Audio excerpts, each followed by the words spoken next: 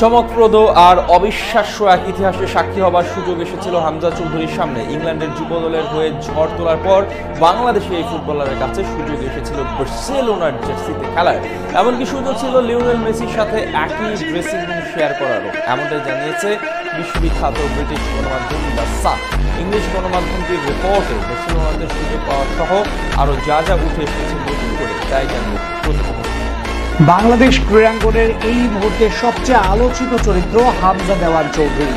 English premier লিগে খেলা ফুটবলারের বাংলার বুকে আগমনের পর পাল্টে গেছে এদেশের ফুটবলের অবস্থা।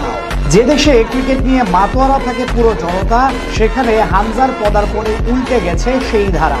গোটা দেশের এখন কেবল উচ্চারিত হচ্ছে হামজা হামজা জয়ধ্বনি। তাকে ঘিরে এখন কেবল দেশে নয় পুরো বিশ্ব জুড়েই চলছে মাতামাতি। এই যেমন ব্রিটিশ গণমাধ্যম দ্য সান প্রকাশ করেছে হামজা চৌধুরীর পুরনো সাক্ষাৎকার।